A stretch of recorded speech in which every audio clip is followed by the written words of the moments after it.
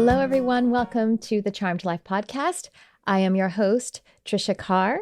And in this episode, I want to talk to you a little bit about this terrible habit that we have of shoulding all over ourselves.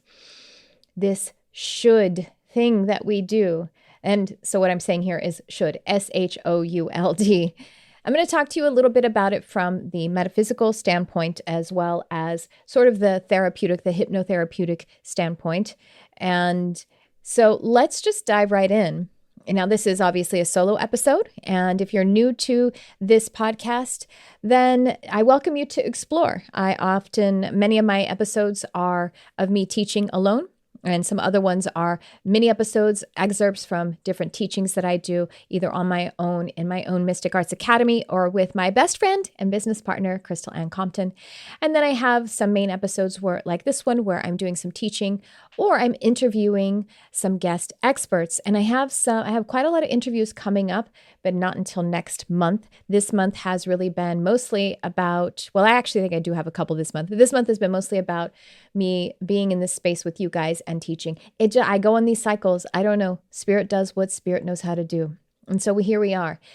So I am a hypnotherapist, and I'm also an intuitive counselor and coach. I'm a medium, a multidimensional medium, channel, and also animal telepath. And so, spiritual teacher is kind of the main thing that I'm doing with all of those different things that I do. And so I'm going to talk today about beliefs, thought forms, and how we can snoop out with ourselves, how we can witness in ourselves that we have a stubborn belief, you might say block, but I'm actually going to talk probably in an episode coming up really soon, either next week or sometime soon. It's going to be an extension of this, and it's going to be a little bit more about blocks. But this is kind of a precursor to that. We're talking about beliefs. And the clue to a belief that is defending itself, you might say a limiting belief, let's say this episode's about limiting beliefs, is when we use this word should. Should is not a helpful word, and we're gonna demystify the should. We're going to uncover and find out when we have limiting beliefs and talk about what to do about it. So should is an attempt. It's a clue. It's a clue that there is an attempt for you to work with negative reinforcement. Negative reinforcement. Now, what is that? So negative reinforcement is when we punish ourselves, we punish someone into doing what we want them to do.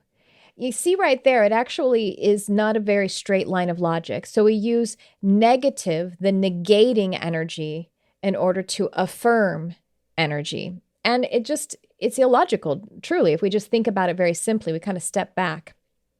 Now, social psychologists have confirmed that negative reinforcement is not a sustaining way to actually get results. Now, I say it's not sustainable because you could have an immediate result, but it is not a sustainable or long-lasting result. And I'll give you an example of this. I used to work for a sales organization, a big behemoth sales organization, and the VP boss of sales used negative reinforcement, he thought, to motivate his employees. And so it's essentially a lot of, if you don't achieve these numbers, then you will be punished. And also to the point of yelling at people, berating people, and criticizing people very, very harshly. This person definitely created an environment of harassment and negativity. I didn't really have to deal with him, but he was known for this, and I did witness it, even though I didn't have to actually undergo that kind of treatment. I was a little bit more on my own. And so that's negative reinforcement. Now, putting that forward and saying, if you don't reach these sales numbers, then you're going to have a penalty, can sort of frighten the employees into achieving it. But what it does as an unequal exchange is it degrades the teamwork, it degrades the trust which is a more of a long standing kind of rewarding experience.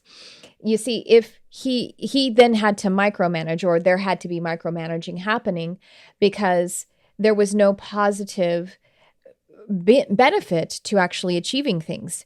The benefit of not being punished isn't that positive of an experience.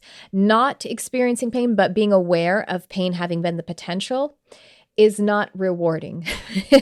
It's an avoidance of something painful is not the same as a pleasurable, rewarding experience. So what does work is to positively reinforce and motivate and engage, because then it reinforces a positive relationship in the team. And then the employee would be they would be loyal, they would want to actually service the system and the boss even. And then they would be working in a way that was much more, like I say, sustainable, but would benefit in so many more ways. Now, another result of that would be like these people are generally very unhappy in their work environment, so they're probably going to quit or move on. And that turnover is much more expensive to the company than having a loyal employee that's there for a while. And then in this particular organization, the employees then they would actually do things like steal and cheat and lie, basically game the system because they were unhappy and because there was this environment of this negativity. And so there's a little picture of how negative reinforcement doesn't work. I say social psychologists have discovered this because there's one particular study that maybe some of you have heard of this, and I may have mentioned it before on this podcast or in a class, where the social psychologists set up an experiment where there's a control group, and then there's a what do you call that? A clinical, trial group, and it's essentially children. And there is a custodian, like an adult, who says, listen, to this group of children, you can play with all of the toys in this room, except for this one toy. And this one toy, if you play with it, you will get in a lot of trouble and you will be very, very punished. And so they leave the children, observe them. And of course, they pretty quickly go over to the toy that they were negatively reinforced. It's not really truly a reinforcement. They were admonished in advance to stay away from. Now, then they also had a group of children with the same set of toys and everything. And they said, you can play with all of these toys, any of the toys, but this toy, I would rather you didn't play with that. And if you didn't play with that toy, then it would make me really happy. And then the children would not play with that toy. And even they would come up to the adult afterward and brag about it and say, I played with all of them except for that toy. So again, we're seeing a more fruitful relationship, a bonding relationship, where when the supervision isn't even there, that they want to do good. So that's the experiment that I'm referring to. And of course, I'm paraphrasing this so much, but it is, if you are interested in looking it up, you could probably find it. So that's how we know from a clinical standpoint, even, that negative reinforcement doesn't work. But did you know that you are attempting to negatively reinforce yourself? And so the way that we can see that is with this word, should. As you can imagine, just think about that. Should is not a motivating word. When you say I should, now sometimes we say it colloquially, we say it casually, and we don't really mean it. Sometimes we say it excitedly. Oh, we should go to Disneyland. That's different. I'm not talking about in all scenarios in such a literal way. But when you say, I shouldn't, it could be should or shouldn't. I shouldn't eat the cake.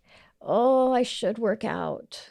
Oh, I shouldn't date jerks. That should word is an attempt to negatively reinforce yourself. But here's the thing. All change happens with the whole being. When we say should, we have two parts of ourself. And one is shaming, judging, and attempting to negatively reinforce or negatively, quote unquote, in air quotes, motivate the self. So we have a separation in the self. We have a division. And we don't have an integration. And change, real evolution happens with the whole being. And it happens in a container of grace. If we are moving from something that is challenging, we can put ourselves in this container of grace, meaning we have the compassion, we have the understanding, we have the room to grow and to be held. That's what I mean by a container of grace. That's how we can actually shift from a belief or a habit that is not helpful and healthy for us, bringing ourselves into that container of grace, or another person into a container of grace, so that we don't have that one component shaming another. We have all the parts of ourselves in this container. So let's break this down a little bit about what's really happening when we are shoulding ourselves. And I like to say we shouldn't should all over ourselves, right? Actually, another little funny thing. My husband, there's some person that he knew when he was like a young adult, like in his 20s, when a person would start a sentence, they would say, "Oh, you should." He would quickly interrupt before you even notice. And he would go, "You should stop starting sentences with 'you should.'" And so it's a little game that we play every now and again. If you can think about it, if you can get it in there quickly enough. But it's kind of a good interruption for yourself. If you say, I should stop starting sentences with "I should." All right, so let's break it down a little bit. What's really happening with the shoulding? What's really happening is that there is an old belief that is being threatened. So remember, I said a moment ago, we have two parts of ourselves. One part is shaming the other one part is cajoling the other, one part is judging the other. We have a division, we have a separation. So one part is actually protecting an old belief. And you're saying, what do you mean? I'm actually attempting to move forward to a positive belief. I should work out, like working out would be better for me.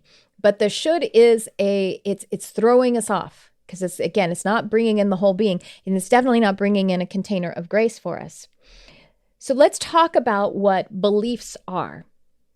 This is really cool. Beliefs are thought forms. Okay, so Abraham Hicks says that a belief is a thought you keep thinking. Agree. Now, I want to propose to you that a belief is a thought form, whether it's positive or negative. And I want to tell you that something that we would do really well by, we would become very fantastic magicians.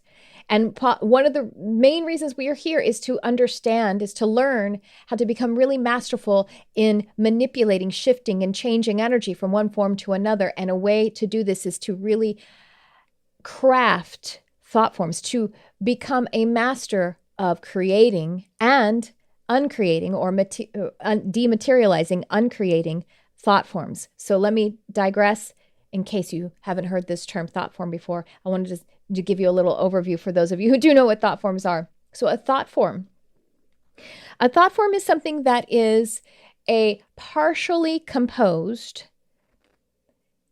manifestation, let's say. So it isn't something that has become matter. It isn't all the way to physical form yet.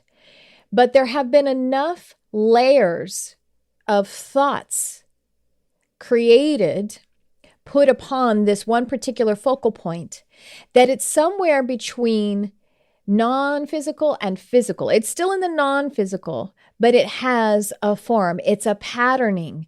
It is actually starting to become something kind of like a holograph or a hologram, something that is not solid 3D, whether it's in physical form like a being, or it's not physical form like an event, or physical form like a new car or something like that. You know, when we say thoughts become things, a thought form is somewhere in between the thought becoming a physical thing. Thoughts are things in this regard, that they are energy, and energy is a real thing. It's a reality. Energy is a reality. So we have a thought, and in and of itself is a thing. We keep having those, and it's like layers of paint that we're putting on. It's getting more and more form to it. So it's a thought hyphen form. It's an inter-between manifestation.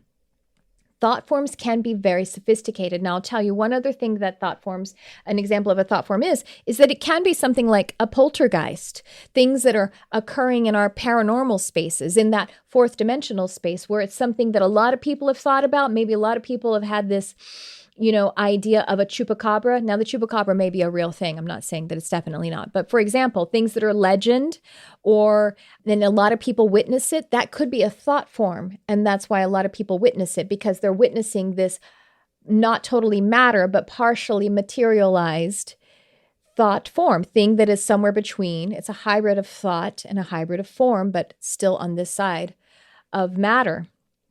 Another thing that could be a thought form, like I've been like in the process of doing TV shows where it's like a medium who goes in and does, finds ghosts and stuff. And I'm always schooling them, like, not everything that's in an old house is a ghost. Probably a lot of it is thought form. Like when they, in these haunted houses, and guests in this hotel and many different people have seen the woman repeating this pattern of going up the stairs. You know what I mean? There's a good chance that's not even a ghost, meaning like it's not a disembodied consciousness, a discarnate person. It could be an impression on the field or a thought form. A lot of people have seen it. And so even someone who's not aware of it then will witness it in the inter-between space, because it has so many layers of that. Think of the thoughts as paint. And so we're giving it more expression. And then that's a thought form, that they all are seeing, the repetition. It's just a pattern in the energetic space. So those are all the different kinds of things that thought forms are. There's also a process where people create servitors, which are thought forms. In Sanskrit, I believe it's called tulpa. And a servitor is kind of what I'm talking about, but it's basically where you are creating, it's a magic kind of tool where you are actually creating a thought form so that it can actually do your bidding. And so that would be even advancing it and making it much more sophisticated, because a servitor eventually is said that it could actually begin to take on its own will. And I think the way that it does that is that it magnetizes to it an entity in the fourth dimension that actually is more of a sophisticated kind of being, and then it starts to use that energy. Now we're talking in all of the negative polarity. So you're not going to accidentally do that, because that happens if you are negatively polarized, which is a definite decision. Nobody is accidentally negatively polarized, meaning like it is a definite decision to be doing a spiritual practice for love, for light, for growth, for unity, for health, for well-being, for yourself and others, to service of all, and to be selfish and harmful. Okay. So just dispel that. It's not as subtle as all that. And, in the way that we're talking about this. Okay. So that's a little overview of what thought forms are or can be. So I'm saying that beliefs are thought forms. Beliefs are a layering, almost like, I think about them as these little holographic, like, creatures that we create. We create these old ones. We create them when we are young. We are children. When we are between the ages of 0 and 8, we begin to create these thought forms. They are the beliefs, and they just happen by random associations. And I talk about this in my hypnotherapy practice. I talk about it. If you want to, I'm going to link a video here for you where I talk about the theory of mind, which is a theory that was put forth by Dr. John Kappas. It's a model of how we actually create the whole matrix of our mind. So check that out. It's a 10-minute video, and it's really interesting. So the thought forms are these associations that we make, and then we believe that we put like these little holograms, these little monitors in charge of something that we believe will make us safe.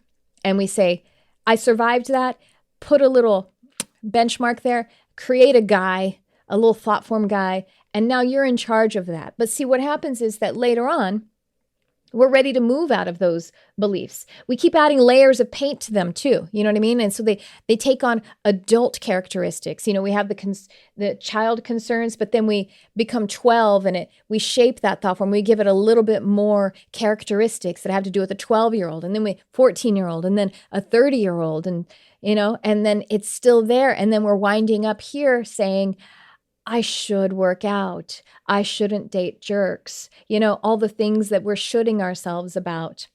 And we still have a thought form there who is guarding a belief an old belief. And so here's the thing, the beliefs or the thought forms are false guardians, because the unconscious experiences that it's somehow keeping us safe, but it's not, because we are moving, we are evolving.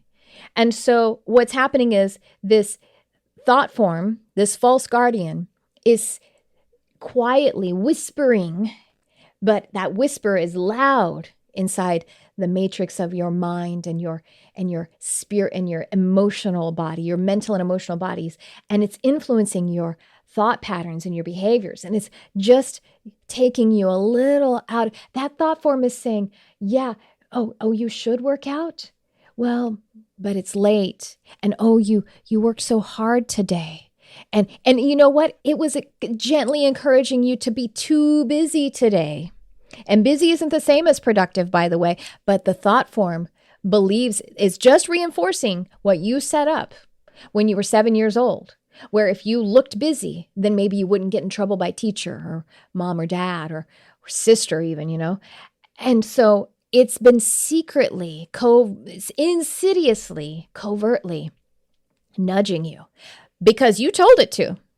You told it to, and you have been serving that. So it has been just nudging you all these ways. And then you wind up with this, this truth of your being that's wanting to come through, which is, I'm interested in health and well-being. And you know what I mean? Like whether it's mental, emotional, and relational, physical, whatever it is.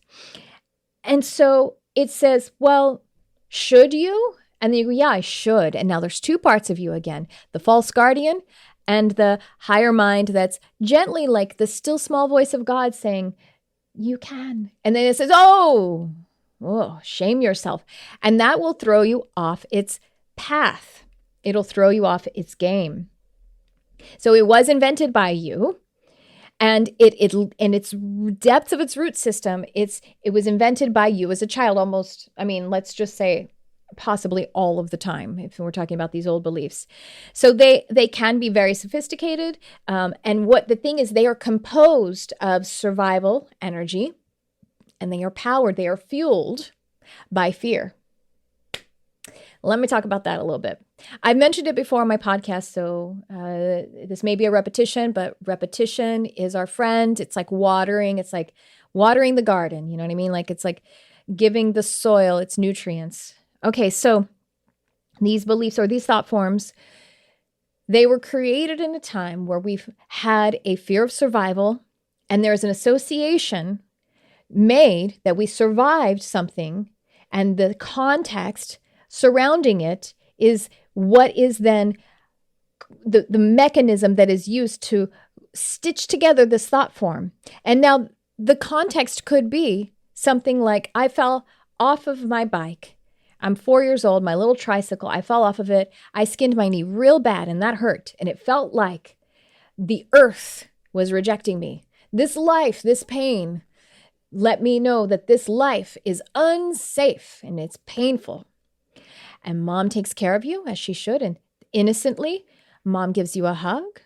And then mom gives you a cookie to help to change your state. All very innocent and maybe even a good practice. But the child's mind makes an association with safety when you felt hurt and rejected.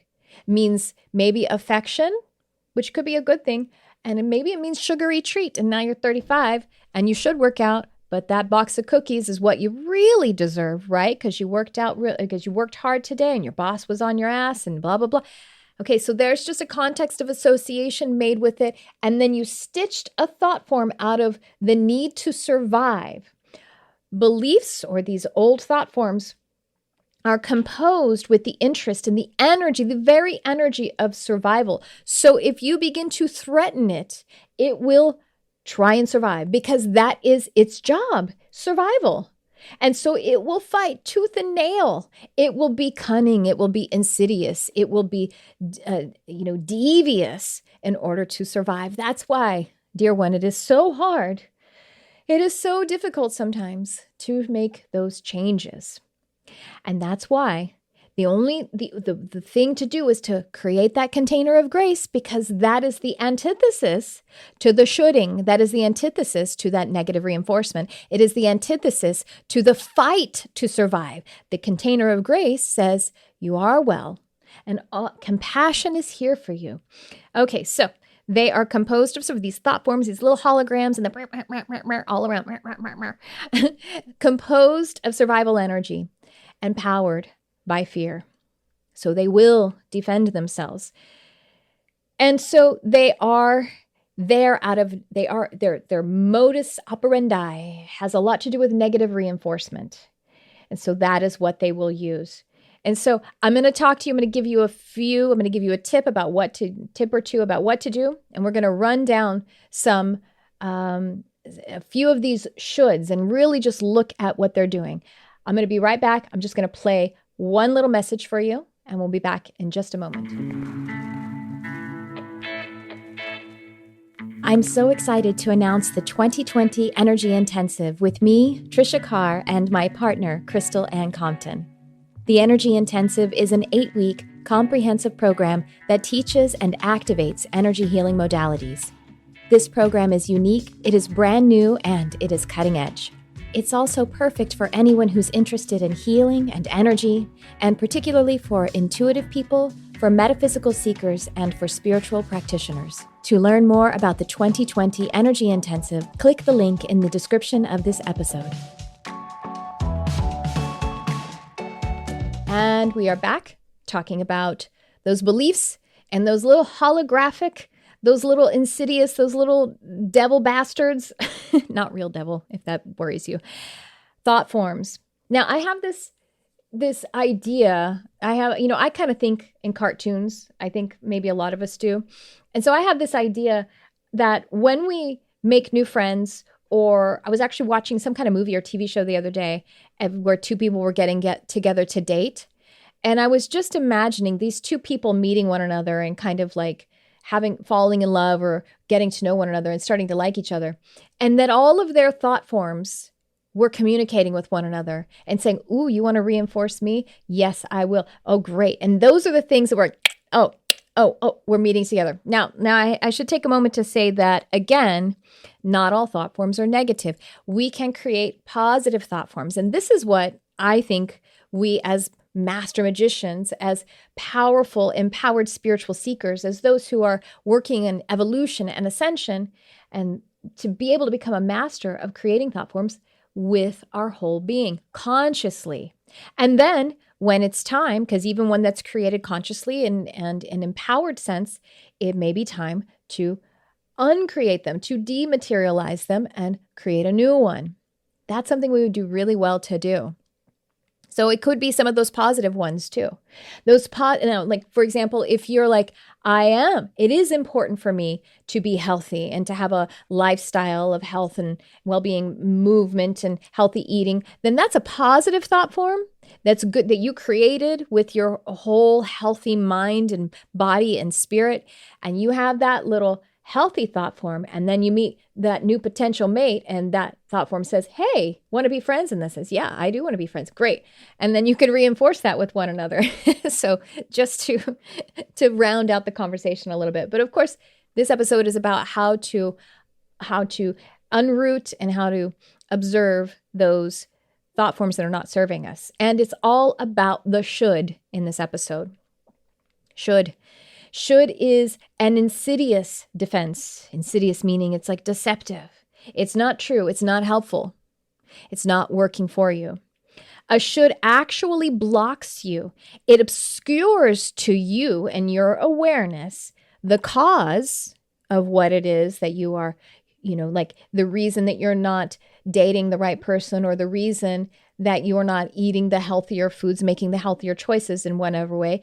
The real cause of that, a should obscures that. It hides it for you because it places the awareness on shame. It places the awareness on the separation within the self.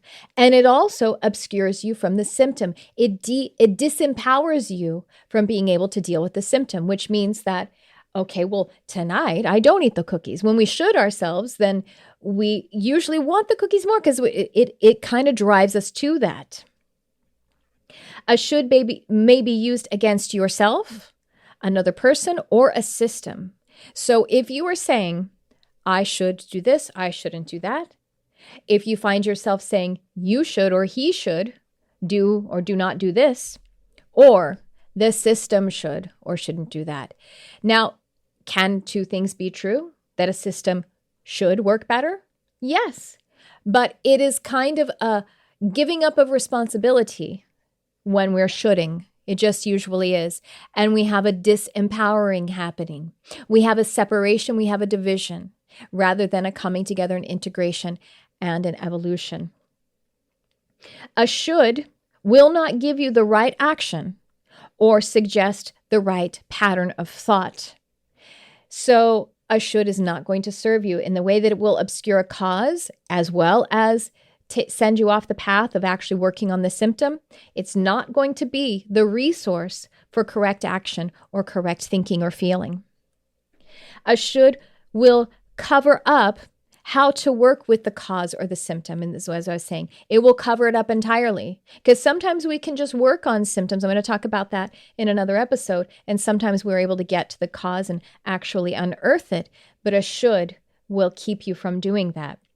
So here's what we can do with shoulds and how we can start to recognize this language as a portal. The should can be a portal to that thought form that we can actually shift, change, dematerialize, and then maybe create one consciously, positively with the whole being to be our positive guardian, to be our positive helper. So when a should shows up, realize that it's an opportunity. And the should was already trying to shame you. Don't stay in the shame. Hear the should and say, an opportunity. Because it can be a catalyst toward true change. It has revealed itself.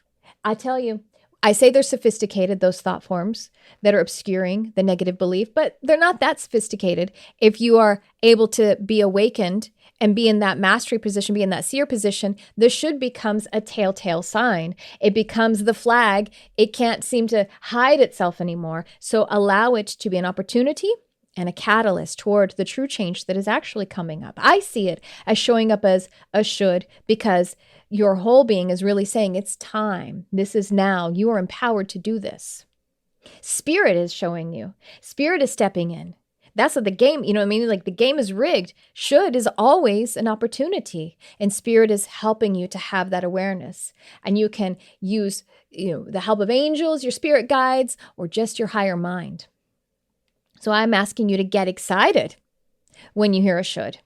If you can pivot and get excited, or pivot and get curious, and realize, here's another tip, that a should is actually revealing that there is either an overcare or an undercare about something. And hear this, overcare or undercare about something is usually a defense against the opposite. I'm going to say it again. An overcare or an undercare about a particular subject is usually a defense against the opposite. So let me just break that down. I say it that way a couple of times so you can hear it and then I kind of dial into it. And let me give you an example.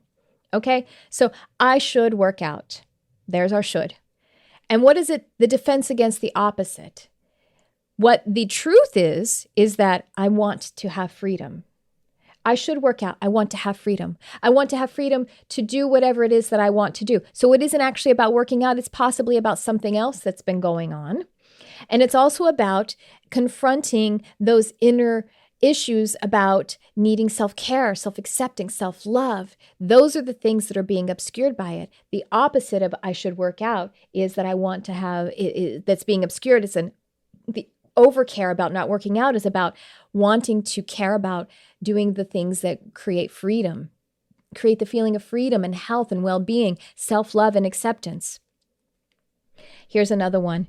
My boss should get off my back. What's really happening here is I want empowerment. I want to feel empowerment. I want to feel loved. I want to feel that I am able to be calling the shots and a sense of, again, freedom, I guess, is a theme right here.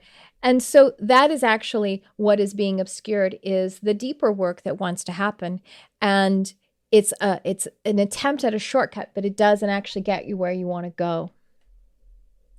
And so what you can do is just, when you hear the should, you realize that you got a false guardian there. You got that thought form.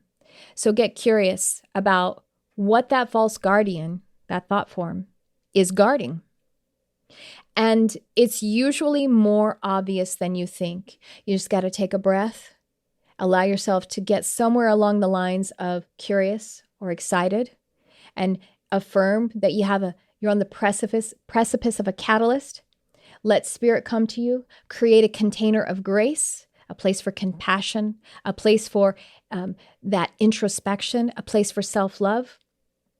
And then another thing you can do then is to work with that inner child who created it in the first place.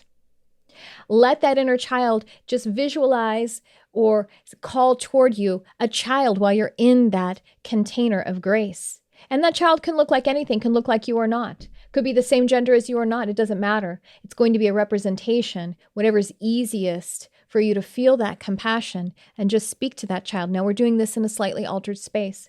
We do this by calling in spirit, calling in love, bringing ourselves into that compassionate place, taking that breath and going within. And just let the tool of the imaginal work with you and for you. But create that container of grace. And so work with the inner child. Get curious about what the false guardian is guarding. See the should as a catalyst for change. Become curious. Become excited. And above all, just allow that to be something from which you are awakened now. That you shouldn't be shoulding all over yourself. And if you are, then you are standing at the brink of real change. Well, I hope you enjoyed this episode. I had a great time working with you. And like I said, I have another episode coming up really soon where we're going to dig into some of these same things that were laid out here, like that container of grace, some things about the beliefs and the thought forms and everything, and how to really dig into work a little bit more. And I really appreciate you for being here. Check out all the links in the description. There are links in the description for how to, that one episode I mentioned that on the channel that you can go and watch. This one you probably want to watch rather than listen to on the podcast if you can. Check out the links in the description and check out my website. And I would love it if you would like, subscribe, share, and comment. And check out the classes that I have going on demand. Check out the Mystic Arts Academy. That is a twice monthly workshop membership platform with almost weekly meetings for live hypnojourneys and meditations. I would love to have you. It's a beautiful community. It's like a consciousness project. We are shifting and changing together and the whole world. And I hope you'll join the programs that I have coming up with Crystal and Compton. Check the links in the description for those. And with that, I say, I'm so grateful that you're here. You mean so much to me. Really, I mean that from the bottom of my heart. And thanks for tuning in. I love you, whoever you are.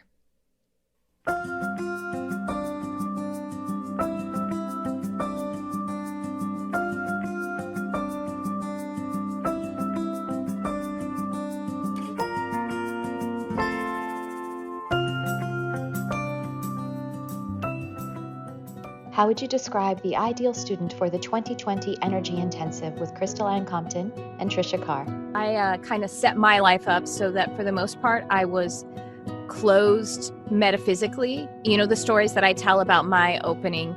And it was like I decided on a whim to get a 15-minute psychic reading. I had never considered that in all of my 39 years, and I did. And the reason I decided to get that first reading of my entire life, never having considered it, was because I was like, why wouldn't I? I'm curious. And, the reasons of the past were that something to do with religion or something to do with some other set of fear that my mind is weak, or some other kind of like fear of being ridiculed by the pragmatic people who say that it's a crutch and it's silly. And I was like, screw all of that.